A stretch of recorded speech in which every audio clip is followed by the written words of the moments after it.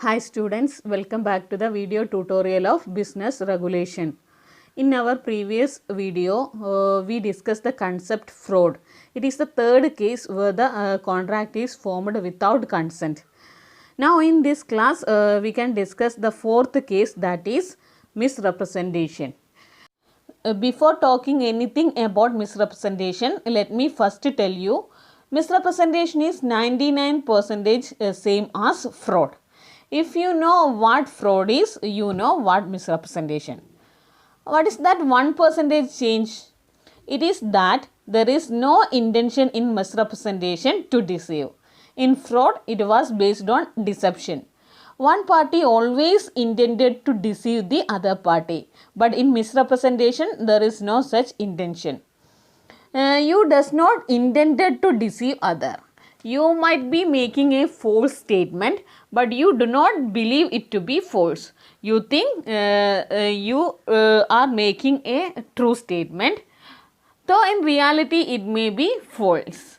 But you think that it is true and you are not deceiving the other party. So this is the basic difference between fraud and misrepresentation. Now we can discuss the definition of misrepresentation. It is defined under section 18. So the definition goes like, there is misrepresentation when a person positively states that a fact is true when his information does not warrant it to be so. This definition says it is misrepresentation when a person states that a fact is true. That means he is stating something that this fact is true. However, in actual or in reality, it is not true. He says it is true, but in reality, it is false. So, this is the explanation of first point. Then the next point is when there is a breach of duty by a person without intention to deceive, which brings an advantage to him and loss to the other. This was almost the same feature in fraud.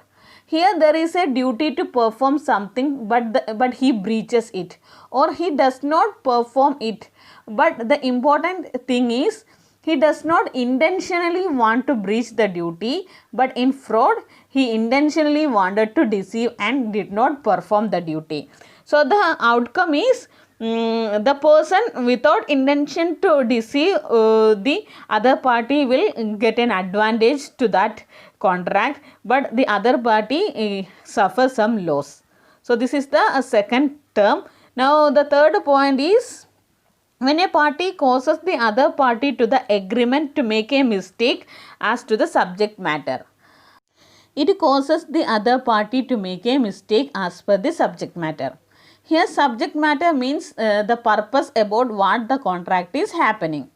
So all these three things implies misrepresentation. Once again, if you state something believing it to be true, it is misrepresentation. If you tend to breach a duty and that breach gives you some advantage or leads to loss to the other party, it is also termed as misrepresentation. And finally, if you cause the other party to make a mistake as to the subject matter, it will also lead to misrepresentation. In all these 3 points, one point is common. That is, there is no intention to deceive the other party. So these are all about the definition of misrepresentation. So once again, misrepresentation is a false representation made innocently without any intention of deceiving the other party. Here the underlining point is without any intention of deceiving the other party. It may include two things. First one is a wrong statement of a material fact not known to be false. Here the person who make the statement is not known whether this is false or true. He think it is true and he make this statement. So this is the first point. Now the next one is non-disclosure of facts where there is a legal duty to disclose without any intention to deceive. There is a legal duty to disclose a material fact, but without knowing this he not disclose that fact. This is the second point. Now we can discuss what are the essentials of misrepresentation. So the first one is there should be a representation of facts, not opinion, which means Misrepresentation should be of facts material to the contract and not to the mere opinion. Next one is representation is untrue. That means the representation must be untrue, but the person making it should honestly believe it to be true. Now next is the representation induces the other party to enter into a contract, which means the representation must be made with a view to inducing the other party to enter into a contract. Now the next is the party making representation does not intended to deceive the aggrieved party, which means the representation should be made innocently.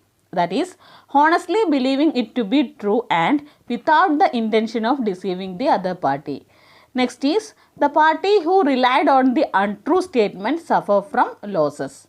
So, these are all about essentials of misrepresentation. Now, we can discuss the effects of misrepresentation or the consequences of misrepresentation. If misrepresentation is found, the aggrieved party to the contract can avoid or cancel the contract. This is the first effect of misrepresentation. Now, the second option is the aggrieved party can accept the contract and continue with the contract if he wishes. So, these are all about effects of misrepresentation. Now, we can discuss the major differences between fraud and misrepresentation.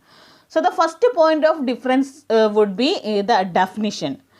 Fraud is defined as the intentional and willful act of false representation of information to deceive the other party. Misrepresentation is defined as an unintentional or innocent act of false representation of information to the other party. So, the definition itself have a difference between fraud and misrepresentation. One is intentional, that is fraud is intentional act and misrepresentation is unintentional act. Now, the second difference is fraud is explained by section 17 of the Indian Contract Act 1872, whereas misrepresentation is defined under section 18 of the Indian Contract Act 1872. Now, the next difference is based on consent. In fraud, consent of the party is obtained by committing fraud. In misrepresentation, consent is obtained through misrepresentation of information by the other party. Now, the next difference is based on action. Fraud is an action of dishonest. That is, one party deceive another by not communicating the original information.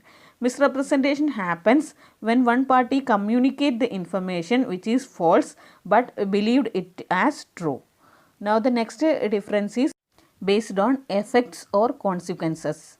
In case of fraud, the party who got deceived can cancel the contract and claim for the damage. In case of misrepresentation, the party who is mistreated can cancel the contract. Now, the next difference is legal action. The people who committed fraud is punishable under Indian Penal Code. The people who are involved in misrepresentation is not bound to be punishable according to the law. So, these are all about the differences between fraud and misrepresentation. Now, we can discuss what are the similarities of fraud and misrepresentation. As I already told you that misrepresentation is 99% same as fraud. So, the important similarities between these two are both of these results from a false representation made by a party. This is the first similarity. Now, the next one is in both the cases contract is voidable at the option of the party whose consent is obtained by fraud or misrepresentation. So, these are the important aspects regarding misrepresentation. Now, we can discuss the questions related with this area. They are define misrepresentation, explain the essential elements of misrepresentation, what are the effects of misrepresentation, explain the main differences between fraud and misrepresentation, and finally, what are the similarities between fraud and misrepresentation. So, students, try to solve these questions. Okay, in this video we discussed the meaning and definition of misrepresentation, what are the essentials of misrepresentation, what are the effects of misrepresentation, differences between fraud and misrepresentation, and similarities of fraud and misrepresentation. So hope you all get an idea about all these concepts. Now we can wind up today's discussion. So we can meet in our next class. Till then, bye. Take care.